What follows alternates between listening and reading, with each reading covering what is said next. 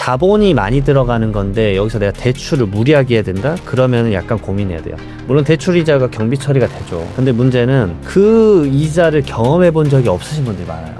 근데 그게 있어요. 사업하시는 분들, 야 대출 100% 해갖고 사업해야지, 돈 벌면 되잖아. 그러니까 매출 살짝 삐끗해버리면 대출이자 쫓아오는 거에 갑자기 목구멍이 막히는 거예요. 가상자산 투자하시는 분들 개인지가 아니 이걸 어떻게 다 신고를 하나. 이게 시스템이 없어서 못해요. 과세를 하려는 마음은 이미 다 열려 있는데. 네.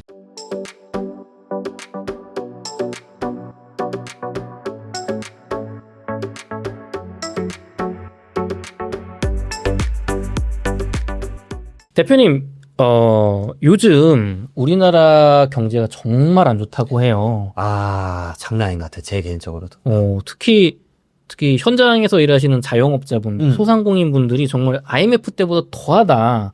근데 늘 이런 영상 보시면 그런 얘기 안 들은 적이 없다라고 하지만 지금은 진짜라고 하는데 그 정도인가요? 진짜 딱 솔직하게 제가 느낀 거 말씀드리면 IMF 때까지는 아닌데 네. 글로벌 경제 위기는 넘은 것 같아요. 2012년도 그때 서프라임 모기지로 당했을 때 그때 정말 우리나라 좀 위험했잖아요. 네. 그때보다는 살짝 위험한 것 같아요. 그 정도다. 그리고 이제 이 촬영이 지금 4월에 하잖아요. 네. 3월 달에 뭐가 있습니까? 법인세 신고가 있잖아요.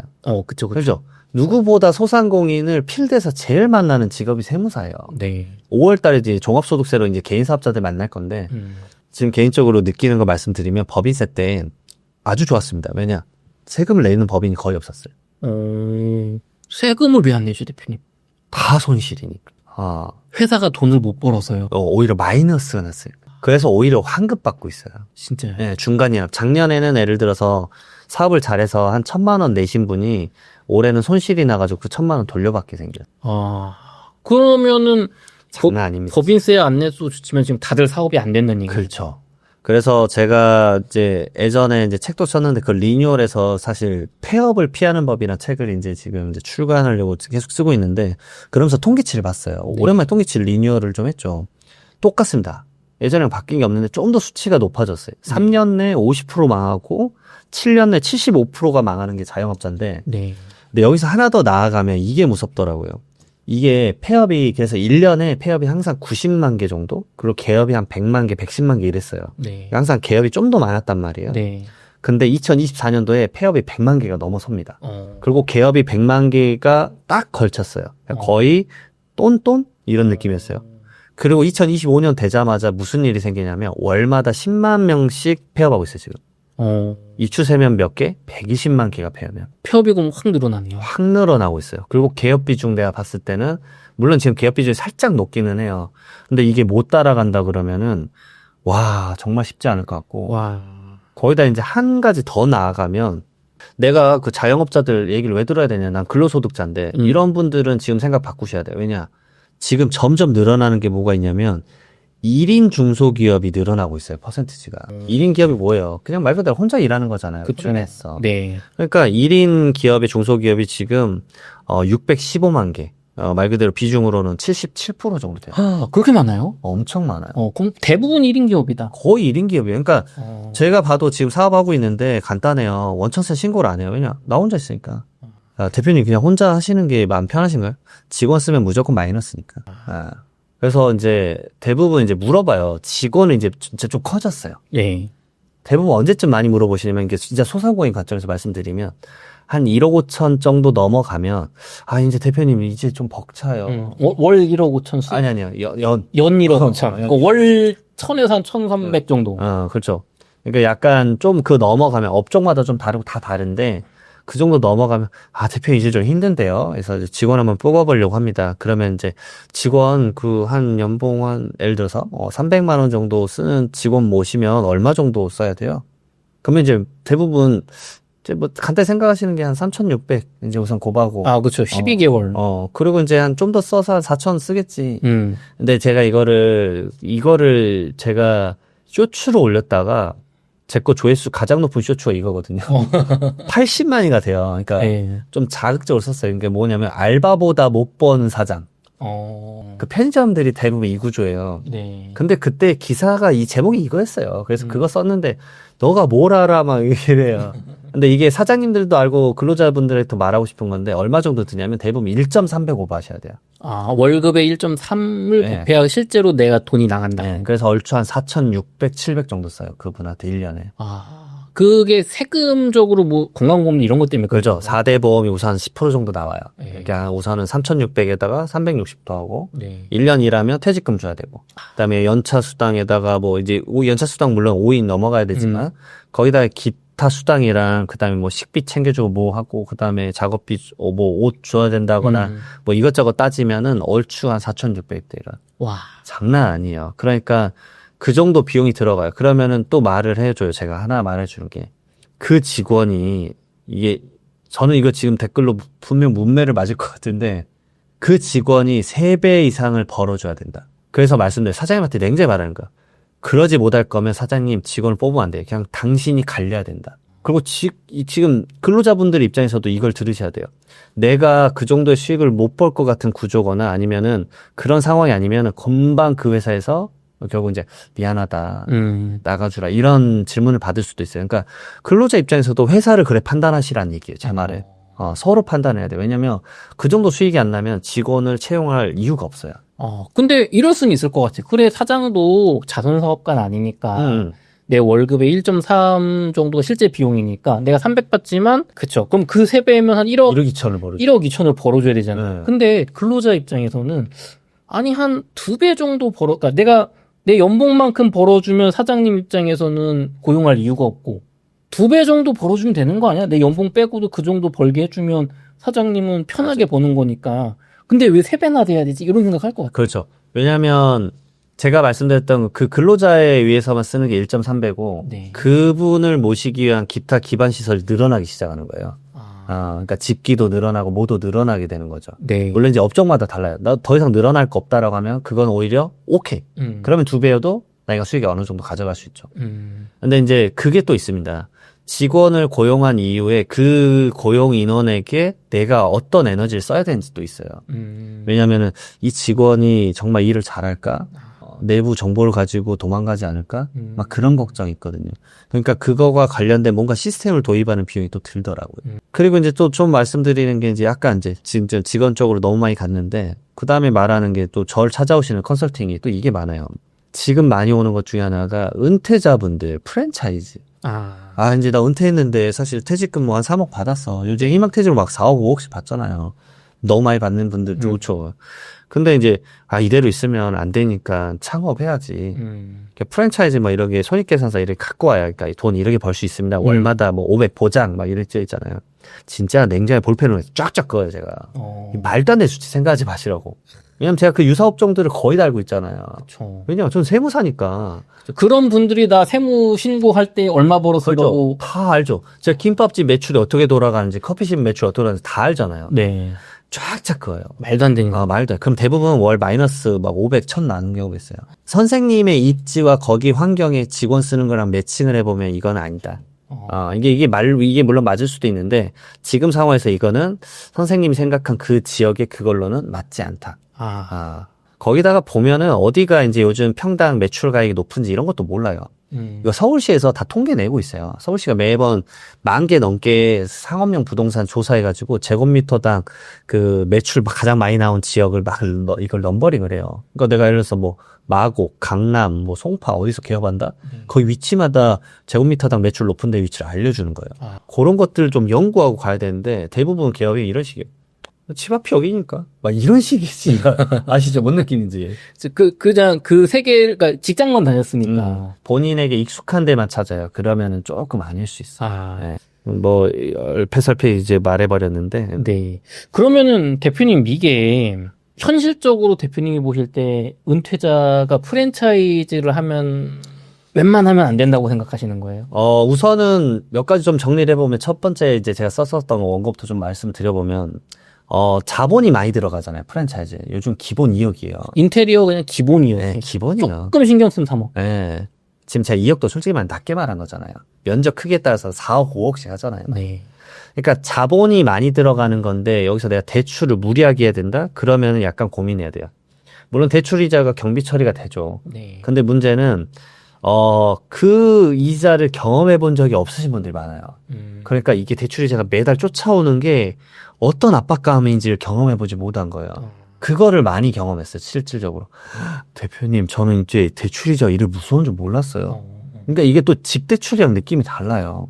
근데 그게 있어요. 사업하시는 분들, 이거 주택 사고 파시는 거는 당연히 알고 있는 건데 LTV랑 DSR 때문에 내가 기본적으로 자본이 얼마 들어가야 되는지 알잖아요. 네. 한도가 있으니까. 그쵸. 사업할 때 LTV랑 DSR 개념을 안 넣어요. 야, 대출 100% 해갖고 사업해야지. 돈 벌면 되잖아. 이래버린다고요. 그러니까 대출이자 약간 매출이 살짝 삐끗해버리면 대출이자 쫓아오는 거에 갑자기 목구멍이 막히는 거예요.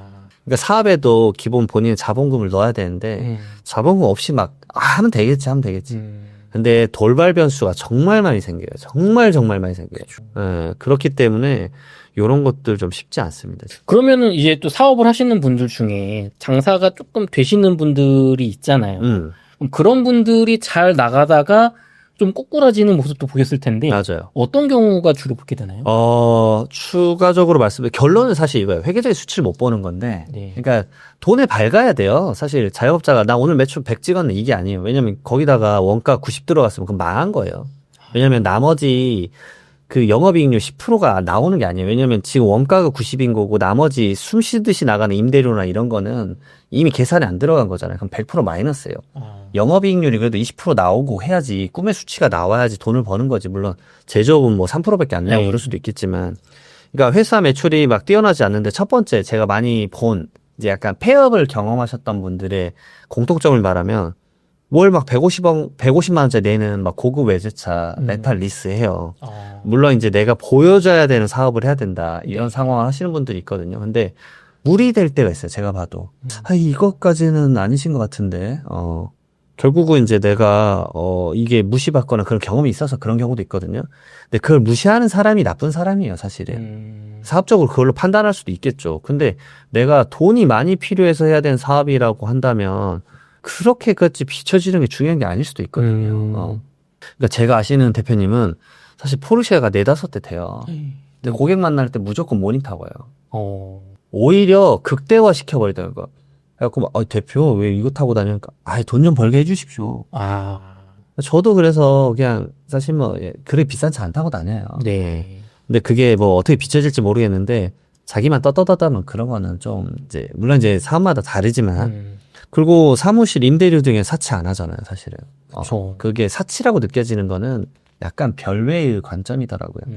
그리고 인테리어도 막 보여주는 것에 잘해야 된다. 물론 이제 고가 마케팅을 한다 그러면 필요할 수 있겠지만 그게 아니라면 굳이 그게 필요한가라는 생각을 해보고 그 다음에 아까 인건비 근로자 말했잖아요. 네. 요거 하나 말씀을 드리면 직원을 딱 뽑기 시작하면은 그 다음부터는 이걸 생각해요. 시간이 늘어나긴 해요.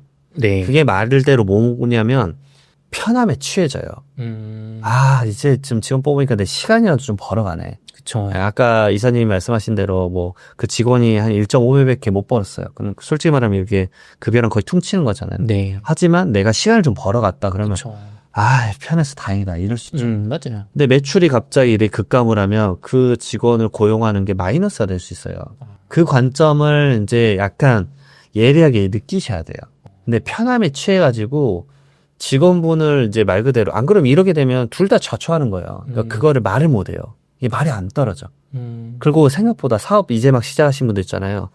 이거를 말을 못 해요. 그러니까 미안하다. 내가 회사가 힘들어서 그만해줘야겠어. 해고, 예고를 한 달 전에 하는 거잖아요. 네. 노동법상. 그 말을 못 해요. 그것도 있어요. 그러니까 정에 이끌려가지고 인력을 내보내지 못하는데 네. 제가 이 말을 꼭 하고 싶어요. 노동자는 회사가 망하면 직업을 잃는 건데 네. 이 자영업자는 회사가 망하면 모든 걸 잃어요. 그러니까 이제 과감한 결단을 좀 하셔야 된다. 그 얘기를 하고 아까 말했던 거 결국 모든 거는 이 돈에 좀 민감하셔야 돼요. 그러니까 처음에 메뉴 가격 말할 때도 부가가치세 적용 생각 안 하고 막 가격을 설정을 해요. 그러니까 막 가격을 추에 올리면은 뭐라 되냐면 이제 부가가치세 내고 하니까 남는 게 없는 거예요. 뭐야 내가 갈리기만 했네. 그러니까 막 건이 많다고 돈을 버는 게 아니라 건에서도 돈을 벌어야 되는데 마이너스만 치고 있었던 거예요. 가격 제대로 못 매긴 거죠. 그쵸. 그러니까 결국은 이제 메뉴 가격을 올리게 되는데 그러면 배신당했다고 생각해요. 고객들. 그러니까 처음에 설정을 잘해야 돼요. 이거 갑자기 장사 좀 되니까 올리는구만. 맞아요. 그러게 돼버려요. 그러니까 이것에 대해서 돈만큼에 대해서 대표가 정말 민감하게 신경 써야 돼요. 근데 문제는 생각보다 본업의 매출 올리는 것에만 급급해서 생각보다 이런 회계를 좀 신경을 안 쓰세요. 그러니까 이런 거를 이제 좀 컨트롤 해드리는 게 결국 저 같은 이제 세무사가 하는 건데 다 말씀 못 드리죠. 그런데 이런 식이에요. 그러니까 저희 같은 경우는 이제 뭐 월 기장을 하지만 뭐 급여 아웃소싱이나 뭐 격리 아웃소싱이라는 게 있어요. 그러면 좀 더 타이트하게 봐주는 게 있거든요. 근데 그 대표님 관점에서 그거예요. 거기다 돈 쓰기엔 아까워. 근데 다 해줘. 이런 관점이 많아요. 그러면은 차라리 내부적으로 직원을 뽑아서 교육을 시키는 게 나아요. 왜냐하면 그 직원이랑 빨리빨리 얘기하는 게 나아요. 네. 그 직원한테 다른 일도 주고 이것도 맡기는 게 낫다고. 그러니까 내 사업체를 신경 쓰는 거 결국 나밖에 없어요. 아무도 내 사업체 신경 안 써줘요. 솔직히 말하면 배우자한테 말해도 배우자도 그 사업이 어떻게 돌아가는지 모르니까 그쵸. 신경 써주고 싶어도 뭐 말을 못해요. 맞아요. 진짜 그렇습니다. 대표님, 그 사장처럼 일하는 훌륭한 중간 관리자는 없는 겁니까? 있죠. 근데 제가 말씀드리지만 그런 직원은 이제 이미 직원이라 보면 안 돼요. 아. 파트너입니다, 이제. 파트너다. 네. 그러니까 아예 상여 시스템으로 가야 돼요. 확실하게 그 직원에 대해서 매출에 대해 보상을 안 해주면 그 직원은 나간다. 네, 나가요. 왜냐면, 그러게 나가서 여기서 배운 걸로 유사한 업종을 차려요. 경쟁자가 돼버린다고. 그쵸. 어쩔 수가 없어요. 그리고 제가 또 말씀드리고 싶은 게 본인이 잘하는 사업이 어느 정도 올랐다고 생각한 또 자영업자 있으실 거예요. 그쵸. 나는 폐업하고 멀어. 난 지금 돈 잘 벌고 있어. 그러면 개인적으로 가끔 무리한 사업으로 파생돼요. 그러니까 연관성이 없는 사업을 갑자기 파시더라고. 대표님 이걸 갑자기 왜 해요? 막 이런 거예요. 갑자기 무역하시던 분이 갑자기 광고회사를 차려요. 이게 무슨 상관이 있어요? 무역은 그냥 이게 무역 광고를 하는 것도 아니야. 그러니까 우리 나라 내에서 광고를 해요. 갑자기 하고 왜 갑자기 이거 하신 거니까 이게 사업이 잘 된대. 그래서 개인적으로는 좀 말씀드리고 싶은 게 이런 생각을 하시는 분들이 한 업종을 한 7년 했을 때 이 생각을 많이 하세요. 제가 보니까 그쯤 되면은 내 사업군에서 그냥 경험할 걸 다 경험했어요. 사기꾼도 한번 경험해봤고 뭐 폐업 직전까지 가봤고 근데 난 다 이끌어서 올린 거예요. 그쵸. 그래도 저는 말씀드리는 게 본인 잘하는 사업을 질리도록 극대화했으면 좋겠는 게 뭐냐면 최대한 수익 창출을 해야 돼요. 아예 라이벌을 다 없애버려야 된다고요. 그러니까 라이벌 또 계속 생길 거고 정책이 바뀌어가지고 갑자기 사업이 침몰할 수도 있어요. 그리고 만약에 흥행 가도가 계속 달리더라도 갑자기 사업을 한다 그러면 연관성 있는 걸 하고 싶은 거예요. 네. 그러니까 저 같은 경우는 부동산 기반의 자산 관리 많이 하잖아요. 네. 그러니까 그리고 이제 유튜브도 하고 마케팅도 하니까 그러니까 이런 식이에요. 저는 이제 경매에 관심이 있으니까 부동산 하다 보니까 네. 경매로 다른 수익을 창출한다거나 아니면은 이제 전문직 마케팅으로 이제 강의라거나 이런 거를 하는 거죠. 요런 게 좀 확대됐으면 좋겠는데 이상한 거 갑자기 막 하시니까.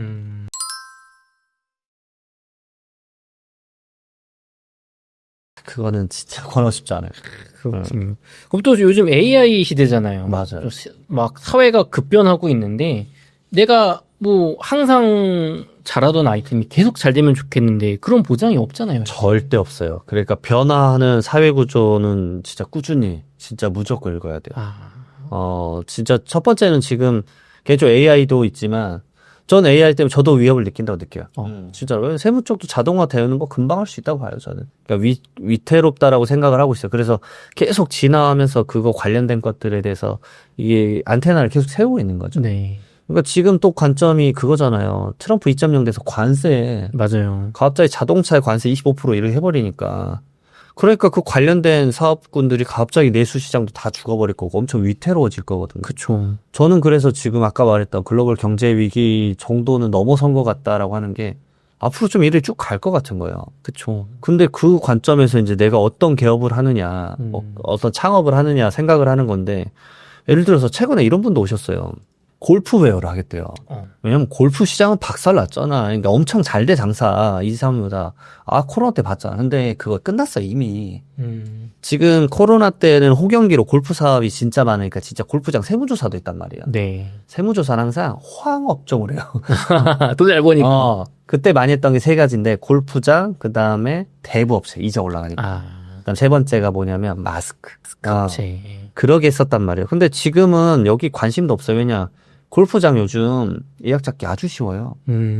많이 티업이 빈다 그러더라고요. 그러니까 불경기가 됐다는 얘기예요. 거의 다 네. 돈을 못 써요. 그쵸. 그리고 뉴스 보면은 명품 시장도 한풀 꺾였잖아요. 맞아요. 물론 이제 그 큰 업체 하나가 지금 이제 약간 무너질라 그런 것도 있겠지만 어쨌든 한풀 꺾였다는 말은 뭐냐면 이제 말 그대로 돈을 안 쓴다는 얘기예요. 네. 그러니까 몇 년 전 호황기 아이템을 이제 갖고 와가지고 하는 거예요. 그래서 제가 이거 절대 안 된다고 막 쫙쫙 그었어요. 그래서 한번 진짜 진지하게 생각해봐라. 저는 아닌 것 같다. 아 진짜 아닌 것 같다. 근데 본인은 이제 골프를 너무 좋아하시니까 근데 취미와 본인의 생업은 완전 다를 수 있다라는 거. 제발 인지하셨습니다. 그리고 AI가 그리고 뺏어갈 직업 진짜 많을 것 같아요. 진짜 걱정. 대표님, 그럼 소상공인 분들 중에 나는 이미 프랜차이즈나 혹은 내가 개인 사업을 하고 있는데 이미 나 솔직히 망한 것 같아요. 아 뭐야. 적자나고 있어요. 네. 그럼 그런 분들은 어떻게 좀 정리를 해서 빠져나와야 그나마 좀 희망을 키울 수 있을까요?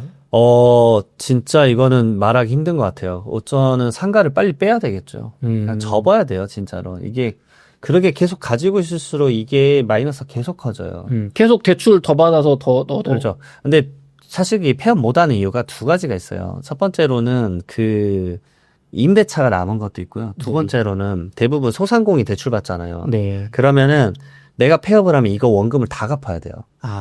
그러니까 악순환에 완전 빠져버려요. 그러니까 미쳐버리죠. 갚을 돈이 없으니까. 네. 그러니까 그때는 어쩔 수 없이 미친 듯이 뭔가 변수를 해야 되는데 그때 이걸 바꿔줄 수 있는 건 솔직히 말하면 제 개인적 생각에 마케팅밖에 없어. 마케팅. 네, 마케팅을 해서 이제 기존에 안 하던 홍보 방식이나 이런 것들을 생각해 봐야 돼요. 그냥 동네 장사만 하면 되지 이게 아니에요. 요즘은 맛이 있으면 옆 동네에서 장이 오잖아요. 맞아요. 근데 그게 업종마다 너무 달라서 그래요. 제가 말하는 건 이제 말 그대로 B2C잖아요. 네. 아니면 C2C라면 말 그대로 고객 상대하는 건데. 근데 이제 말 그대로 회사 상대로 하는 거는 너무 한 회사에 휘둘릴 수밖에 없잖아요. 그러니까 업역을 자기가 확장시키는 방향밖에 없는 것 같아요. 그러니까 진짜 저는 개인적으로 많이 느끼는 게 마케팅인 것 같아요. 나를 방어할 수 있는 거. 미니멈을 높여줄 수 있는 걸 할 수밖에 없는 것 같아요. 근데 산업군마다 너무 달라서. 그쵸. 그럼 대표님이 보실 때는 이제 직장 생활 지금 은퇴하시는 분들 많잖아요. 평생 하다가 퇴직금 한 2, 3억 정도 이제 손이 졌어요. 이게 다야. 나 이제 노후 준비 하나도 없어. 네. 국민연금 30만 원이 다야. 뭐 50만 원이 다야. 그것도 70세 돼야 나오겠죠? 그러면 이제 이걸로 먹고 살아야 되는데 대표님 생각엔 이걸로 프랜차이즈 커피숍 뭐 이런 거 하시는 게 낫다고 보세요? 아니면 그거 그냥 뭐 어떻게 빌라라도 사서 그 주택연금으로 파먹든지 그게 낫다고 보세요? 우선은 이 전자는 이 프랜차이즈를 그 하는 게 아니라 프랜차이즈 아니고 자기가 그냥 개업을 할 수도 있잖아요. 네. 그 개업을 하는 게 제가 봤을 땐 방향이 두 개더라고요. 이제 제가 은퇴자분들 강의 많이 가거든요. 네. 첫 번째로는 그냥 이거 하면 장사 잘 된대. 그냥 옆에서 막 이런 식이에요. 막 장어구이집이 요즘 잘 된대. 막 이런 식이야. 그냥. 막 탕후루야. 요즘 탕후루야. 이래버리면 그걸 빠져가지고 하는 거예요. 이런 거는 저는 무조건 결사 반대. 진짜 소중하게 번 그 퇴직금 다 날립니다. 근데 이제 두 번째 방식은 뭐가 있냐면 자기가 본업에서 하던 건데 좀 방향성을 잘 알고 있는 거 있잖아요. 그거를 약간 아주 조그맣게 내재화시켜서 하겠다 그러면 권하고 싶어요. 그것도 너무 갑자기 크게 하면은 이게 휘청했었을 때 무너지더라고요. 그게 왜 무너지냐면 내가 예를 들어서 이 기존에 있던 회사, 은퇴하기 전에 회사랑 배웠었던 게 있어서 그걸 갖고 오는데 이 회사에서 얻었던 거래처나 루트들로 대부분 시작을 해요. 그쵸. 그러면 어떻게 되냐면요. 제가 많이 봤던 게 뭐냐면 그 사람들한테 휘둘려요. 그러니까 내가 조직에 있었을 때야 그 사람들이 내 말 들어줬지. 내가 이제 나와서 그 사람들 일하면서 이제도 잘해봅시다. 이 과장 하는. 이 과장이라뇨, 대표님. 입장이 달라지셨어요. 그걸 알아야죠. 그쵸. 여기가 이제 갑인 거예요. 정신을 못 차리는 경우가 있어요. 그거를 빨리 깨우치셔야 돼요. 그래서 그 루트를 여러 개를 짜놓으셔야 돼요. 그러니까 하나가 혹시나 변심을 하거나 그리고 사업이 조직에 있을 때처럼 생각보다 쉽지 않아요. 정말 깨지고 관계 깨지는 게 허다해요. 정말 허다합니다. 갑자기 말 한마디로 깨지고 대표님 원래는 이제 서로 해가지고 5대5였는데 제가 알고 보니까 더 일하는 것 같아요. 저 7 주세요. 말 한마디로 깨지는 거예요. 그럼 나는 그거 믿고 퇴사해가지고 구조 다 짜놨는데 그러니까 하나만 믿고 그걸 나오는 순간 정말 미친 짓이에요. 근데 제가 그런 걸 너무 많이 봤어요. 다양한 사업군에서. 그러니까 그거 하나 믿으면 안 돼. 결국 내가 어빌리티가 있으면 다른 사람 끌고 와야 되니까. 그쵸. 그 루트를 다양하게 뿌려놓으면 그분은 좀 개업을 한다 그러면 조금 권하고 싶어요. 그나마. 근데 그것도 규모를 우선 소박하게. 아니, 난 당연히 이 10명이 다 올 줄 알고 막 직원 몇 명 뽑아서 짠 했는데 갑자기 나오니까 얘기 다 틀려져가지고 7개가 날아갔다 생각해봐요. 갑자기 직원 다 내보내고 갑자기 막 사무실 공간 엄청 넓게 했는데 와, 이거 갑자기 좁히기 힘들잖아요. 그쵸. 그런 게 쉽지가 않다고 봐요. 그럼 대표님 생각에는 솔직히 나는 그런 거 없다. 그러면은 이제 그냥 어떻게 보면 일자리라도 구해야 되는 게 나아요. 저는 개인적으로 뭐 일자리 구해보시는데 뭐 자존감이 허락 안 할 수도 있잖아요. 사실은. 근데 은퇴가 3개가 있대요. 제가 은퇴 전문가분 한번 얘기 나눠본 적 있었거든요. 네. 그러니까 우리가 첫 번째 은퇴가 50세 전후래요. 본업으로 했었던 거 은퇴. 그 다음에 두 번째가 이제 그 다음에 이제 재취업을 하는 거죠. 네. 제가 이걸 왜 말씀드리냐면 제가 최근에 또 편집 직원이나 전화하는 직원을 뽑으려고 공고를 올렸어요. 69년생 분이 지원했어요. 와, 제가 너무 놀랐어요. 아, 잘못 말했다. 59년생이죠. 59년생? 와, 제가 그분을 어떻게 모셔요. 그쵸. 그러니까 그러게 되더라고요. 그러니까 물론 나이대가 좀 높으신 분들을 모시는 직종이 있을 거예요. 근데 이게 쉽지가 않더라고요. 한국인 운동시장에서는. 누구보다 제가 왜냐면 같은 사무실에 노무사님이 계세요. 네. 노무사님이랑 같이 일을 하기 때문에 더 다양한 노무 사례들도 많이 접해요. 네. 왜냐면 저는 이제 그런 업무가 들어오면 기자 업무 들어오면 노무랑 같이 봐주거든요. 와, 그런 거 볼 때마다 와, 쉽지 않구나. 그러니까 여기가 필요한 니즈가 다 그거잖아요. 뭐 예를 들어서 뭐 경비원, 네. 뭐 그런 좀 이제 반순 노동직에 많이 원하니까. 그리고 세 번째가 그다음에 70세 때 완전 은퇴라 그러더라고요. 근데 말 그대로 재취업은 힘든 경우 같아요. 진짜. 그러니까 개업을 하겠다라는 건데 차라리 그럴 거면 부동산이나 아니면 뭐 주식이나 코인이나 본인이 그동안에 관심을 쌓아왔던 게 있을 거예요. 네. 직장인분들 중에 이거 한 군데 투자 안 하신 분들 없을 것 같아요. 그런 것들 차라리 공부해 보시는 게 어떨까. 차라리 그럴 거면. 근데 부동산 또 시장이 또 예를 들어서 좀 안 좋다 그러면은 당분간 쉬시는 게 나을 수도 있고, 진짜로. 너무 무리하지 마라. 부동산도 막 또 대출 받아서 비싼 거 여러 개 사다잖아요. 그리고 그게 있어요. 이게 은퇴하시는 분들은 일하던 버릇이 있어서 무조건 일을 해야 된다는 생각. 강박관념인 것 같아, 그거는. 개인적으로 그 한 대포 쉬시면 좋겠어요. 근데 그 얘기 하시더라고. 1년 지나면 미칠라 그런대요. 처음 한두 달은 가족이 놀아준대요. 여행도 가고 고생했으니까 해외 한번 갔다 오고. 그리고 한 3달, 4달 넘어가도 그 다음부터는 이제 아내든 딸이든 뭐 아들이든 일하러 가니까 자기 혼자 있는데 그게 그러게 미친대요. 어떤 느낌인지는 알겠더라고. 왜냐면은 그 외로움인 것 같아. 그리고 본인의 존재감이신 것 같아요. 네. 그래서 무리하게 일을 벌리는 거예요. 그러니까 이런 거죠. 어떤 개업을 한다는 게 본인의 존재감을 하는 거예요. 나 이제 대표야. 명함 대표 회장 주고. 근데 그게 이제 그게 경제적으로 이제 갑자기 무너져 버리면 너무 힘들어지. 여러 생각이 듭니다. 이거 어떡합니까, 진짜. 여러 생각이 들어요, 정말. 쉽지 않습니다. 진짜 그래서 제발 이런 것들 좀 많은 분들에게 얘기를 물어보고 제발 창업을 하셨으면 좋겠어요. 저는 약간 개인적인 생각인데요. 은퇴하신 분들 중에 경험이 없으신 분들은 이제 빌라라든가 오피스텔 같은 것 중에 이제 월세 잘 나오는 거 있잖아요. 그런 거 받으셔서 그냥 3, 4억 있으면 그런 거 대출 조금만 쓰셔가지고 그냥 월 한 150 정도만 나오게 만들고. 요거는 아주 나이스. 그 다음에 거기 이제 맞춰 사는 거죠. 맞아요. 맞춰 살아야 돼. 그게 금액이 높아지면은 또 이제 4대 보험 안 되잖아요. 그 건강보험이 막 지역갈자감이 망하는 거예요. 맞아요. 그럼 어떻게 자녀한테 수급 들어간 상태로 연 2천인가요? 그게? 낮아, 이 차이. 그러면은 월 낮아질 것 같아. 그럼 월 뭐 한 100에서 150이면 안전한 거잖아요. 그 정도 그냥 따박따박 받고, 그러다 국민연금 뭐 한 30만 원, 뭐 노령연금 20만 원 주고, 그냥 그걸로 맞춰 사는 게. 그럴 수 있죠. 그게 차라리 저는 낫다고 봐요. 무리하지 않는 게. 그리고 혹시나 그 부동산 가격 밸류 올라가면 나이스. 그쵸. 진짜로. 근데 제가 경험상 보면은 이런 생각을 가지셨다가 안 하더라. 거기 이렇게 호텔 분양 막 이런 거, 지산 분양, 대출 80% 받아서 2개 사라, 막 이런 걸 상가 분양, 구분 상가. 너무 화가 나려고 해. 제가 아시는 분 최근에 그래갖고 진짜, 분양을 받았대요, 상가를. 그때 구분상을 하고 내가, 예? 진짜 여기까지 나왔어요. 아니, 지금 구분상가를 사신다고. 그러니까, 여기 들어오면 월세가 얼마 주셨어요? 8억. 미쳐버리는 거예요. 그런 상가랑 지산 지금 경매에 쏟아지고 있잖아요. 네. 저는 경매 계속 보니까 네. 김포의 지산은 지금 20%까지 떨어진 것도 있어요. 아, 1억 하던 게 2천만 원. 네, 6억이 한 지금 1억 2천, 1억 5천에 낙찰됐고. 80%가 떨어졌어요, 가격이. 그것도 안 사요, 아무도. 안 사요. 네.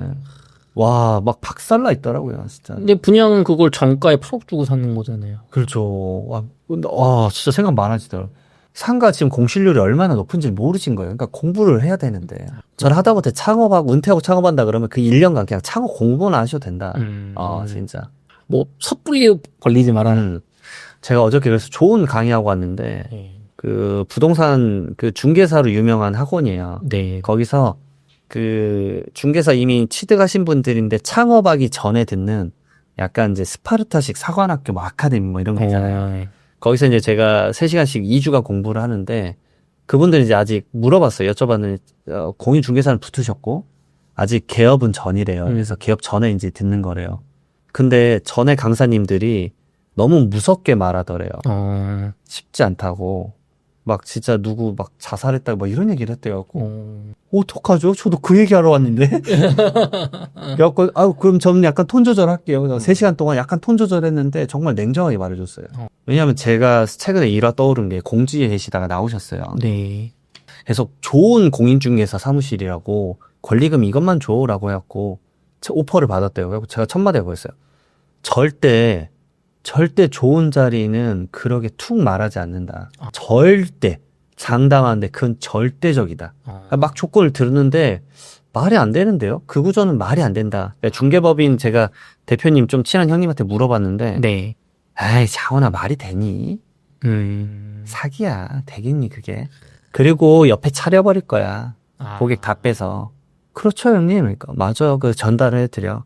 딱 전화를 해줬더니 그분도 그래도 좀 촉이 있어가지고 막 알아보셨는데 근데 그분의 그 한마디가 아직도 기억나요. 공직에서 그래도 사무관까지 하나 나오셨어요. 네. 주변에 선배들 졸업한 선배들 다 돌아다닐 때 왜냐면 중개사 개업했다고 해가지고 명함 받고 막 했었었대요. 네. 15명을 다 찾아가서 연락을 드렸는데 15명 다 패요. 진짜요? 그러니까 제가 말씀드린 그냥 쉬세요.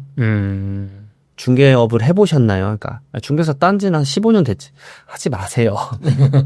필드는 그렇게 녹록하지 않아요. 제가 말씀드릴 건 아니지만 하지 마세요. 그럼 정말 내가 준비가 된 분이 아니면 섣불리 있는 자금 쓰지 말고 맞아요. 잘 찾아보자. 아니 오죽하면 제가 기장하면 돈 버니까 창업하라고 하지만 창업하지 말라고 하잖아요. 그쵸. 네. 이거 진짜 속되게 진심으로 말씀드리는 거예요. 좋습니다. 저희 이어서 4편에서 이제 코인 관련 세무 관련 얘기 들어보도록 하겠습니다.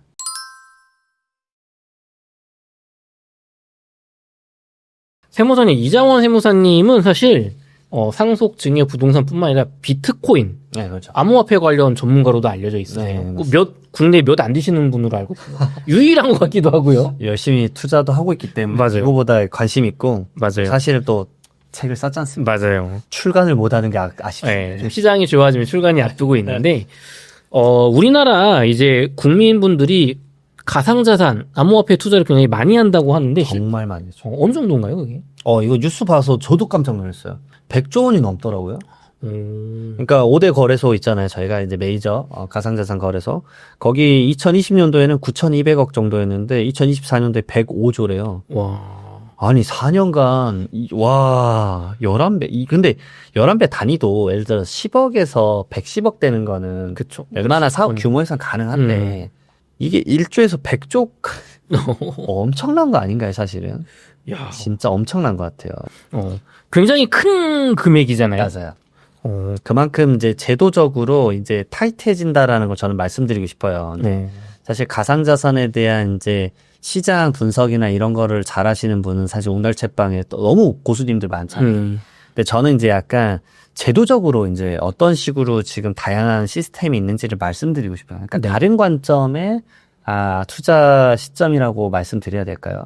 그러니까 안전장치에 이런 게 있고, 요즘 이런 거를 하는데 이게 이런 관점으로 봐야 되구나. 그걸 말씀드리고 싶더라고요. 좋습니다. 그럼 코인 관련해서 요즘 이슈화가 되는 게 개인 지갑에 갖고 있는 코인도 신고를 의무화해야 한다고 최근에 이제 맞아요. 야당 쪽 의원이 발의를 하셔서 이렇게 좀 논란이 됐거든요. 맞습니다. 아니 세금 걷는 것도 아닌데 국가가 왜 그런 것까지 알아야 돼? 음. 이러고 있는데 이거 어떤 얘기인가요? 저는 개인적으로 이거 보고 야 이게 될까? 이게 이 느낌이잖아요. 그러니까 예를 들어 제가 이 지갑이 있으면 이 지갑에 5만 원짜리 있으면 신고해란 말이죠. 맞잖아요. 맞아요. 아니 이걸 어떻게 다 신고를 하나. 거기다가 가상자산 투자하시는 분들 개인 지갑 이거 해킹 위험 때문에 많게는 뭐 기본적으로 몇 개씩 있잖아요. 맞죠. 저도 몇 개 있는데 분산해서 갖고 있어야죠. 부사에서 갖고 있잖아요. 근데 이거를 다 신고하라란 이유죠. 결국은 이제 이유가 그겁니다. 이제 이거를 악용한 편법 상속 증여가 늘고 세원 관리 어렵다 이 얘기예요. 이해는 갑니다. 왜냐하면 사실 개인 지갑에다가 이렇게 넣어주면은 이게 출처가 어디였는지 이게 알 수가 없잖아요. 맞아요. 쉽지 않은 거는 이해가 갑니다. 그래서 가상자산 관련된 증여를 몰래 스리슬쩍 해줄 수 있으니까. 그래서 이해는 가는데, 야, 이걸 다 신고를 하려면 첫 번째 시스템을 어떻게 도입을 해야 되느냐. 그쵸. 제가 왜 그러냐면 지금 가상자산 2년 유예됐잖아요. 네. 제가 그때도 말씀드리고 기억나시는지 모르는데 한 1년 전쯤 왔을 때 이거 안 된다. 절대 안 돼. 유예될 거다. 그렇게 말했거든요. 네. 그게 왜 유예가 무조건 될 거라 생각을 했냐면 이게 시스템이 없어서 못 해요. 그러니까 과세를 하려는 마음은 이미 다 열려 있는데 네. 우리가 흔히 알고 있는 가상자산 거래소에서 그 시스템 구축이 안 됐어요. 말 그대로 시스템 구축이 돼가지고 과세관청에다가 1억의 사고판 내역들이 있습니다라고 신고를 해주고 그걸 이제 과세관청에서 분석을 한 다음에 신고 제대로 됐는지 보자 해가지고 매칭시켜야 되잖아요. 네. 이걸 주는 시스템에 도입이 안 됐는데 어떻게 과세를 해요? 그러니까 2년 유예된 거예요. 그래서 그 당시에 말했던 뭐 칼프나, 네. 그러니까 말 그대로 OECD 국가들이 서로 이제 각각 나라의 이제 비거주자들 데이터도 이렇게 서로 교환하자. 근데 그게 27년에 어느 정도 2년 이내에 만들자라고 서로 조약을 맺었어요. 네. 그것도 장담하는데 2년 만에 안 되잖아요. 그러면 가상자산 유예 1년 더 연장될 수도 있죠. 그러니까 시스템 도입이 안 돼서 못 하는 거예요. 국세청은 세금을 정말 걷고 싶지만 시스템이 안 돼서 못 걷고 있을 뿐이다. 그런 상황이라고 저는 사실 비춰져요. 왜냐면 이런 것들에 대한 정보를 좀 잘 알고 있는 편이라서. 네. 근데 이제 그거가 되고 나서 사실 다음 단계로 개인 지갑을 간다 그러면은 좀 이제 맞을 수 있겠죠. 세금을 거둘 수 있으니까 이제 각자 얼마 갖고 있는지 알아야 우리가 세금을 걷지. 더 걷지. 디벨롭이 되는 거죠. 그쵸. 왜냐면 가상자산 거래소에 결국은 개인 지갑이 있는 사람들도 거의 다 넣어서 팔잖아요. 네. 대부분. 네. 왜냐면 개인 지갑 있는 걸 서로 거래할 수도 있긴 하겠지만 그런 시장이 열려있지 않으니까 그런 시장이 뭐예요? 가상자산 거래소에 뭐 업비트나 빗썸이잖아요. 그러니까 거기다가 결국 집어넣어서 거래한 것을 잡아내는 게 국세청에서도 그러게 하고 있고 FIU에서도 말 그대로 금융정보분석원에서도 그러게 하고 있는데 이것을 이제 전부 다 본다라는 게 쉽지 않거든요. 그리고 하나 더 말씀드리면 저는 이제 이런 제도적인 것을 책 쓰면서 근 한 10년간 모든 것을 거의 다 보도자를 다 봤어요. 그러면서 그걸 책에 녹아냈거든요. 네. 거인의 정원에 지금 다 썼습니다. 다 썼는데, 오히려 이제 지금 시장이 안 좋으니까 아직 안 쓰고 있는 거죠. 사실 댓글로 빨리 써달라고 얘기했습니다. 맞아요. 출간은 저희가 앞두고 있는데 또 관심도가 요즘 경제가 어렵다 맞아요. 보니까 지금 관세 이슈에 묻혔잖아요. 맞아요. 시장이 회복되면. 맞아요. 네. 그래서 제가 봤을 때는 아마 대선 끝나야 되지 않을까 하는 생각도 좀 맞아요. 들죠. 정치 이슈도 네. 있고요. 근데 FIU에 가상자산 이것들만 위험한 이상한 정보만 확인하는 직원이 몇 분이실 것 같아요? 글쎄요. 감이 안 와요, 저는. 1년에 몇만 건이거든요, 이 거래가. 잘못된 거래가. 근데 9명 있어요. 그러니까 인원이 많지가 않다면 생각. 한계가 있어요. 그러니까 이걸 보는 게 한계가 있어요. 시스템적으로 잡아내려고 하는데 네. 그럼 시스템을 도입을 해야 되니까. 그쵸. 그러니까 이거는 뭐 이제 추후에 필요하다 그러면은 할 수 있겠지만 지금은 너무 좀 빠르지 않나. 그리고 이제 사실 이게 가상자산이 갖고 있는 성질에 좀 위배되는 것도 있지 않나. 좀 그런 생각도 좀 들어요. 좋습니다. 이게 좀 쉽지 않은 제도인 것 같습니다. 근데 알아두셔야 되긴 합니다. 이게 언젠가는 입법될 수도 있다라는 거죠. 야, 이게 참 생각보다 이제 궁금한 게 내가 싱가포르나 뭐 미국도 좋고요. 해외에 보면 요즘 그 암호화폐 거래세나 양도소득세 차익 세금 안 걷겠다는 나라들 나오고 있잖아요. 그럼 그쪽의 거래소에 내가 보내서 팔면 한국에 세금을 내야 됩니까? 근데 이거는 거주자 개념이라서 아마 한국에 세금 내야 될 거야. 결국은 내가 미국 그 나스닥에 있는 그 테슬라 거래하더라도 네. 사실 한국에서 내잖아요. 그쵸. 그러게 돼요. 그러니까 세법은 결국은 거주자냐 비거주자냐. 근데 애매한 게 그 나스닥이라는 시장이 미국에 있기 때문에 테슬라가 미국 거지만 한국에서 내라는 관점 같아요. 근데 가상자산은 이게 애매하긴 해요. 이 시장이 국적이 있나? 그런 생각도 좀 들어요. 그러니까 제가 봤을 때 27년에 과세가 확정이 돼서 과세가 되면은 제가 최근에 이런 이제 대학원 어디 뭐 최고위 과정이나 이런 데서 강의를 이제 코인 강의도 지금 꽤 들어와서 하는데 이걸 과연 어떻게 볼 것인가에 대한 CCBB가 엄청 걸릴 것 같다. 제가 이제 말하고자 하는 시스템이 엄청 많은데 말하면 이제 또 혹시나 입법까지 들어갈까봐 많은 말은 못 하겠는데 네. 많은 이슈가 생길 거예요. 정말 많은 이슈가. 소송이 엄청나게 많은 그렇죠. 거죠. 이게 과세냐 아니냐부터 그다음 두 번째로 과세는 맞는데 그러면 어떤 세금으로 매겨야 되는데 이게 기타 소득이야 뭐야? 이거 증여세야 뭐야? 이런 것들 원천 징수를 해야 돼 말아야 돼. 그 외적인 것들도 엄청 많이 생길 거예요. 다툼의 여지가 많다. 네, 맞죠. 결국은 그럼 코인을 기반으로 대출을 해줬어. 그럼 이건 어떤 소득인데? 그럼 개인이 지금 암호화폐 투자하시는 개인분들 입장에서는 좀 어떤 식으로 대비를 해야 미래에 어떤 입법이 됐을 때 내 소중한 자산을 최대한 지킬 수 있을까요? 우선은 2년 남았다라는 관점에서는 이제 거래를 하는 거는 문제가 없겠죠. 그 다음에 이제 이슈가 되는 거는 취득가액이에요. 과세가 되는 순간부터 취득가액이 얼마인지 따져보는 거예요. 사실 지금 시스템 도입에서 안 돼 있는 게 취득가액이 얼마인지 몰라요. 얼마에 샀는지를 모르는 거예요. 그걸 잘 알 수가 없어요. 그리고 예를 들어서 진짜 말도 안 되는 소설을 쓰는 거예요. 저를 요구하셔도 되니까. 태선이 끝나고 나서 그냥 생각해보니까, 가상자산 세금하자. 바꿀 수도 있죠, 사실은. 그쵸. 그래서, 그럼 어떻게 할 건데, 그냥 이러게만 하자, 그러면. 우선 처음으로 단계적으로 하는데, 업비트 내에서만 거래한 것만 과세해. 업비트에서 뭐 빗썸으로 오기거나 이거는 아직 시스템 미흡하니까 아직 과세하지 마. 그렇게 할 수도 있겠죠. 이게 변수가 너무 많아서, 이게 말하기가 되게 애매한 거예요. 변수가 너무 많아요. 너무 많아가지고 진짜 어떻게 시스템이 구축될지 거기에 맞춰서 대응을 해야 돼요. 그러니까 아까 말씀드렸던 그래서 그 시스템 구축을 하려고 이게 이제 이런 식으로 입법이 되는 거예요. 그 가상자산 거래소한테 너희들 분기나 반기마다 아니면 월마다 이거 무조건 우리에게 신고해. 국세청에. 네. 거래 내역 지금 신고하라고 하고 있어요. 그리고 당연히 입법이 강화되면서 신고 제때 안 하면 이제 과태료. 이제 강화되는 거죠. 대표님, 근데 최근에 업비트에서 영업 정지를 받았다 혹은 처벌을 받았다는 얘기가 많이 있으면서 왜 그런 거야? 막 그랬거든요. 요게 결국은 이 방금 나왔던 개인 지갑 신고 의무화도 이런 맥락이에요. 그러니까 FIU에서 잡아낸 건데 말 그대로 이상한 거래가 하도 많으니까 개인 지갑도 신고해 이런 상황이 된 거예요. 그러니까 업비트가 두나무가 이제 중징계가 받은 이유가 뭐냐면은 FIU가 계속 말을 했어요. 왜냐면은 아니 이런 것들 뭐 가상자산 이런 것들이 지금 자금 세탁한 것 같다. 해외 미신고 가상자산 많다. 신고해라. 이거 내역 뭐냐 빨리 밝혀라라고 계속 요청을 했는데 여기서 대응을 안 한 거예요. 그러니까 좀 강하게 때렸죠. 강하게 때려서 제재받은 게 뭐냐면 결국 뭐예요? 신규 회원 못 받게 만든 거였어요. 맞아요. 신규 회원 못 받게 만들었는데 이제 업비트에서 바로 이러겠죠. 아니다. 이거 영업 일부 정지 3개월 한 거 제재 효력 일시 정지 시켜달라. 왜냐면 소송 결과 나와봐야 안다. 그쵸. 소송을 바로 건 거죠. 다시 풀렸어요. 그러면서 저 최근에 또 업비트 로그인 하니까 다시 인증하라 그러더라고요. 계속 인증 서비스를 요구를 하는 거예요. 업비트에서. 그냥 자기들은 이제 계속 뭔가를 다시 하고 있다라는 비춰주는 거예요. 근데 계속 뭔가 이상한 거 생기는데 그 중에 또 세무조사까지 같이 엮어서 지금 진행을 하고 있어요. 이게 세트예요. FIS 들어가서 너무 미심적인 거래가 많다. 근데 그게 이제 대부분 이런 거잖아요. 우리나라에서는 코인 못 만드니까 사실 외국 가서 코인 만들잖아요. 네. 거기서 거기서 법인 만들고 가상계좌 만들어가지고 거기서 만드는 건데 그러면 이거 역외탈세 아니냐 해가지고 같이 들어가가지고 세무서에서 서울지방국세청에서 이제 조사를 하고 있는 거예요.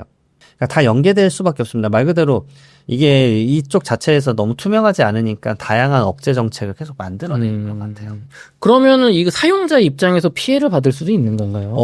그럴 수 있죠. 우선은 신규 회원자 안 들어가는 것도 당연하지만 업비트에 대한 불안감을 가질 수도 있겠죠. 그쵸. 네. 이게 계속 이러게 하는 게 맞나? 그러니까 불안하니까 개인 지갑 쓰는 거잖아요. 해킹 당할까. 최근에도 뭐 해킹 당했다고 하지 않았나요? 네, 그 미국의 바이비트인가요? 거기가 북한한테 해킹 예, 당했죠. 그렇죠. 엄청 큰 금액 해킹 당하니까. 그러니까 아직은 부족하거나 이런 것들에 불안하다. 그래서 트래블룰도 생기고 사실 많은 것들 생기는 거잖아요. 계속 제도권에 넣을 수밖에 없겠다고 생각을 하는 것 같아요. 점점 코인 관련 규제는 강화될 것이다. 예. 그럼 제도권으로 넣을 거면 이제 제대로 넣던가 뭐 그런 것들이 생각도 들죠.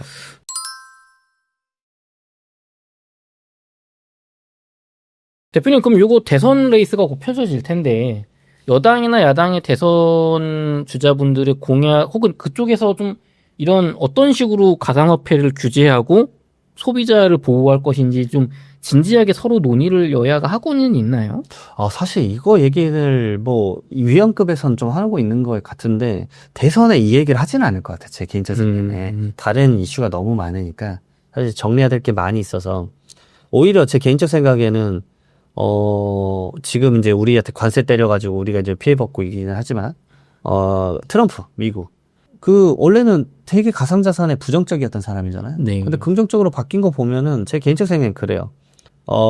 자금을 끌어오려고 하는 것 같아요.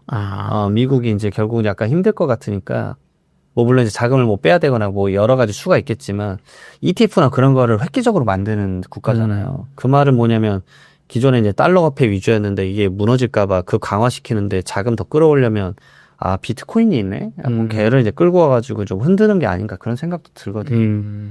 그러니까 한편으로 이런 생각도 들어요. 이거 진짜 말도 안 되는 생각일 수도 있는데, 전 세계적으로 다른 나라는 웬만하면 코인에 대해서 세금 다 매기고 있어요. 네. 그런데 이제 미국 같은 것만 대표적으로 말하면 미국은 이제 1년 이상 갖고 있으면 장기 투자 자산 갖고 있다 해서 세금이 확 낮아져요. 0%예요. 막 6,100만 원까지 세금을 안 내요. 와. 그러니까 공제수가 높다고요. 네. 차라리 장기적으로 양성화 시킬 거면 그런 식으로 가거나 아니면 우리나라 지금 세금이 없잖아요. 저는 개인적으로 이게 전 세계적으로 기회일 수도 있다고 봐요. 그러니까 자금 유치를 하는 목적에서는.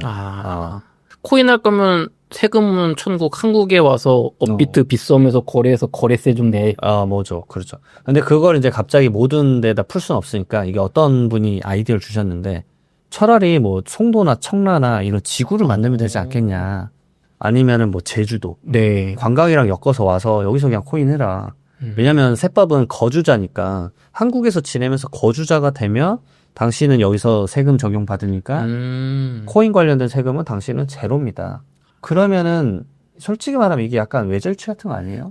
맞아요. 그 유튜브 사업하시는 분들도 그 청년분들 30살 미만인가요? 그분들이 송도 같은 곳에서 하시면 그렇죠. 세금이 빵이라고 들었어요. 그렇죠. 청년 창업 관련해가지고 가밀억제권이 외인데 이제 거의 특수지역이어가지고 송도가 빠지거든. 그래서 거기서 개업을 하면 5년간 그 본인 소득 벌어도 100% 감면이에요. 세금 1원도 안 내요. 근데 그걸 이제 너무 악용해서 이번에 세법 개정돼가지고 그게 좀 낮아졌어요. 어찌됐든 50% 이상은 되니까. 그쵸. 우리 전라도에 가면은 새만금 지구 있잖아요. 그쪽에 여러 산업을 유치하고 지금 이제 땅이 많이 생겼는데 그쪽에도 좀 이런 거를 획기적으로 해서 왜냐면 기존 산업은 사실 지방에 안 갈라 그러잖아요. 그렇죠. 그리고 새만금도 원래는 거기 뭐 공업지구 만들고 뭐 하려고 했는데 좀 많이 무너졌다. 다시 됐다. 뭐 말만 많고. 거기 저 아직도 기억나. 한번 가봤는데 그냥 긴 방파제 가서 그냥 거기 전망대에서 전망 한번 보고 끝나잖아요. 뭔가 할 게 많을 건데요. 맞아요. 그쪽에 어쨌든 뭔가 산업을 결국엔 유치해야 되니까. 맞아요. 이런 거 좀 전향적으로 열어보시면 좋겠습니다. 좋습니다. 대표님 그리고 법인이 최근에 보면은 이제 법인도 암호화폐, 가상자산을 좀 가질 수 있게 거래를 단계적으로 허용하겠다는 발표가 나왔는데 이게 좀 어느 정도까지 진행되고 있나요? 요거는 투자자가 아니라 사업하시는 분들도 무조건 봤으면 좋겠어요. 이게 아주 중요한 게 뭐냐면 사실 핵심은 그겁니다. 이게 첫 번째로 푸는 게 뭐냐면 대부분 그거예요. 국가기관이에요. 공공기관, 대학교. 그다음에 국세청, 검찰, 사회복지법인 이거예요. 왜냐? 간단해요. 내가 코인을 압류를 했는데 팔 수가 없는 거예요. 현금화 시켜서 빨리 재원으로 써야 되는데 그거야. 압수했었던 거 팔려고. 근데 국가 시스템에는 법인한테 계좌를 안 풀어주니까 그거를 풀겠다라는 거예요. 그러면 검찰이 검은 돈이라서 압수했는데 못 파니까 그걸 팔게 해주려고 하는 거예요? 그렇죠. 그래서 법인 가상계좌 시장 참여 로드맵이라고 해가지고 단계별로 푼대요. 그러니까 제가 생각되는 거는 첫 번째로 이거 풀면은 지금 이미 기사에도 나왔는데 누가 뛰어들 거냐면 시중 은행들이 미친 듯이 뛰어들어요. 왜냐? 저 돈이 엄청나잖아요. 아. 저 돈을 제가 운용해 드리겠습니다. 그러니까 코인을 팔고 그것에 대해서 내가 해드리겠습니다. 특히나 지정기부금 단체인 비영리법인 이런 데 대학교 있잖아요. 네. 여기는 빨리 뛰어들려고 하겠죠. 왜냐면은 가상자산을 기부를 받을 수가 있어요. 그러면 기부받고 그거 파는데 그것에 대해서 투자, 재무 이런 것들 저희 은행에 맡겨주십시오. 저희가 운용하겠습니다. 요런 거를 하는 거예요. 그래서 요런 식으로 이제 거액의 예치금 유치하기 위해서 엄청나게 이제 시장이 활발화될 거예요. 그리고 그 다음에 이제 말한 게 뭐냐면 하반기에는 이제 상장 회사랑 그 다음에 전문 투자자 뭐 등록법인 여기든 매매 거래 가능하게 풀어줄 거다. 저는 이게 획기적으로 코인에 대한 이미지가 바뀔 수 있는 뭔가 이제 시작점이라고 보기도 해요. 근데 첫 번째 풀어줄 것인가요? 왜냐하면 로드맵은 이렇게 나왔어요. 그러니까 사실 1단계 먼저 필요한 거 뭐냐면 검찰이랑 국세청 필요해요. 빨리 압수한 거 팔아야 되니까. 네. 근데 야 우리만 풀기엔 좀 눈치 보이는데.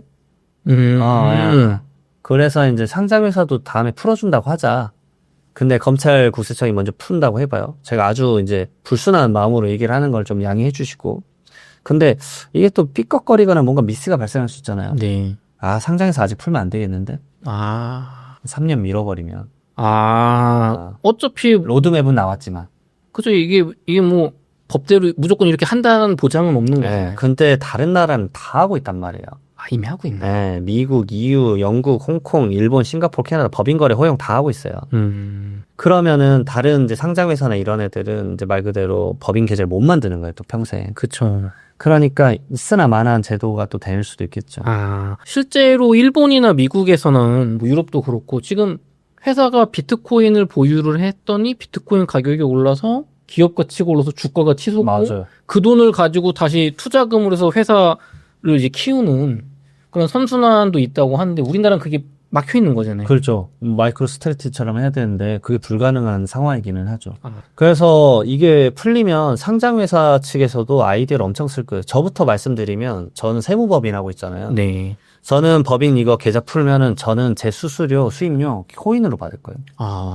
아니 저는 이미 생각하고 있어요. 저는 코인 수수료로 받을 거예요. 그날 평가해가지고. 그러니까 상장회사가 이거 풀리면 다양한 아이디어가 나올 거예요. 예를 들어 이럴 수 있죠. GV80을 1코인에 주세요. 뭐 이런 거.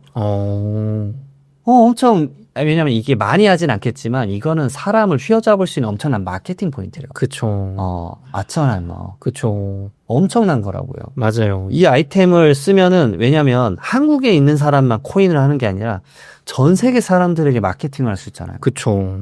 그게 안 돼요. 저는 개인적으로 어차피 이제 점점 코인이 이게 제도화 됐다라기 보기엔 아직까지 좀 애매하지만 모든 사람이 많이 하잖아요. 저희가 영상 서두에 뭐라 말했습니까? 지금 한국이 1조짜리에서 105조가 됐는데 맞아요. 시장이 커졌는데 이걸 그러면 통화로서 약간 인정해줘서 거래할 수 있게끔 만들어야 되는데 근데 만약에 이제 국가 차원에서 이건 안 돼. 국가 차원에서 이거는 화폐 단위로 쓰면 안 돼. 그러면 제가 봐서 상장해서 안 될 것 같아요.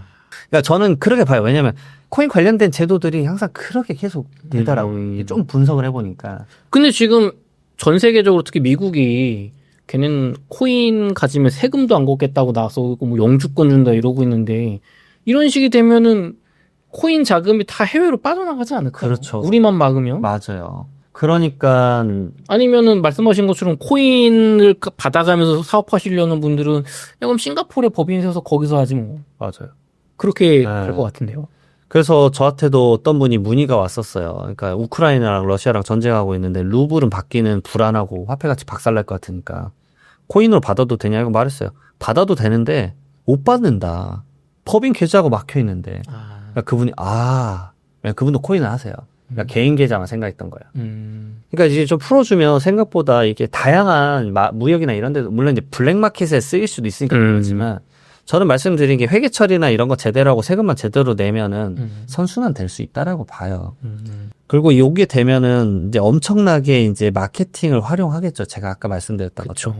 그리고 금융상품으로도 사실은 뭐 ETF나 이런 것도 나올 수 있잖아요. 그러니까 물론 이제 불안한 건 이해가 갑니다. 하지만 이제 우리나라가 이걸로라도 선순환을 뭔가 선두를 점한다라는 건 좋지 않을까. 아까 말씀드렸지만 다른 나라는 세금 매기고 있지만 우리나라 세금 안 매기는 게 저는 오히려 장점이라고 보거든요. 네. 물론 이제 일부 국민들 거에 세금을 걷어야지 우리가 충당한다 이럴 수도 있긴 하겠지만 그걸 말고 다른 식의 뭔가 유치를 할 수 있는 것도 있지 않을까. 대표님, 그럼 전문 투자자 등록 법인도 이제 하반기에 상장회사랑 더불어서 이걸 참여를 열어주려고 했던 로드맵이 나왔는데, 전문 투자자 등록 법인은 뭔가요? 저는 제가 봤을 때 이제 이거 코인을 대신 투자해주는 그런 것 같아요. 그럼 일반 중소기업 뭐 법인들은 못 사는 거예요, 결국엔? 그거는 아닐 것 같아요. 상장회사 정도 돼야 된다. 아니, 그 일반 법인은 2단계에서 안 풀리고 더 단계, 다음 마지막 단계예요. 이게 원래 총 4단계가 있거든요. 1단계가 이제 기업, 검찰, 국세청 이런 공공기관이고 네. 점진적으로 가요. 그럼 시간이 좀 좀 걸리죠. 걸리겠네요. 그리고 사실 풀려도 그 다음 개인적으로 생각한 걸 말씀드리면 정부 스탠스가 코인은 그래도 아직 좀 그러지 않나요? 이러면 상장회사에는 제가 방금 말씀드렸던 마케팅 못해요. 멸수는 있지만 그걸로 마케팅하면 안 돼. 못할 것 같아요. 못하지 않을까요? 국가 차원에서 그러게 좀 좋지 않은 시각을 갖고 있는데 갑자기 나만 이 상품을 살 때는 코인으로 받습니다라고 해버리면 눈에 가시가 될 수도 있잖아요. 그쵸. 그러면 이것 봐라. 원화를 안 쓰게 되잖아요. 아니 나 코인을 풀어줬는데 이것 봐라 이래버리면 저는 개인적으로 위태로울 수도 있잖아요. 회사를 운영하는데 상장회사는 그래도 큰 회사인데. 그쵸. 네. 그래서 미국 가시는 거. 규제가 없는 나라. 맞아요. 이게 좀 쉽지 않은 것 같습니다. 생각이 여러 가지로 퍼지는데 이거를 개인 투자자도 왜 알아야 되냐면 내가 갖고 있는 갖고 있는 코인이 거래가 엄청 활발하게 상품화되듯이 이제 화폐 단위로 쓰인다 그러면 코인 가격이 어떻게 되겠어요? 올라가겠죠. 맞아요. 이게 전 세계적으로 일어나면 엄청날 거라고 봐요. 그리고 이게 비트코인만 얘기가 아니잖아요. 맞아요. 알트코인들 뭐 다 해당되는 거잖아요. 맞아요. 그럼 내가 국내에서 어떤 법인이 뭐 해외 코인 주주가 잘 모르겠어요. 코인을 만들었는데 이걸로 우리가 합심해가지고 우리 회사에서 커피 사 먹을 때는 이 코인으로 알트코인 이걸로 돈 내게 해줄게. 맞아요. 화폐처럼 쓸게요. 물론 이제 이게 가장 대표적인 게 가장 그나마 안정성 있다고 우리가 이제 가장 대중적으로 알고 있는 비트코인일 확률이 아주 높겠지만 그러니까 비트코인은 가격 떨어질 이유가 별로 없네. 없다. 라는 생각도 개인적으로 이래 돼요. 그러니까 제가 보는 건 제도적으로 이렇게 보니까 장기적으로 많은 사람이 쓰면 비트코인은 가격이 더 올라가겠구나. 제 관점이 이제 다른 분들과 좀 다를 수 있겠지만 이런 관점도 있다라는 걸 알아두는 건 도움이 되실 것 같아요. 좋습니다. 대표님 이렇게 긴 시간 동안 이야기 나눠봤는데요. 끝으로 저희 웅달책방 시청자분들을 위한 한 말씀 부탁드리겠습니다. 제가 코인 세금 곧 사실 다 썼는데 기다리고 있습니다. 그래서 코인 시장이 좀 더 활성화되고 그다음에 가격도 회복이 되면은 그때 다시 이제 책 출간하고 나서 다시 한번 웅달책방 또 찾아뵙고 그 책에 있는 내용 중 그리고 그다음에 최신 트렌드들 최대한 많이 말씀 올리도록 하겠습니다. 그리고 특히나 이제 곧 다시 또 대선이 펼쳐질 거잖아요. 네. 그러면 대선 관련된 이제 대선 공약 나오면 그때 세금 관련된 부분 관련해서도 또 한번 찾아주시면은 그때 또 찾아뵙겠습니다. 네. 이렇게 해서 세금 관련 대한민국 끝판왕 이장훈 세무사님과 인터뷰를 마치도록 하겠습니다. 긴 시간 동안 수고 많으셨습니다. 감사합니다. 네, 고맙습니다.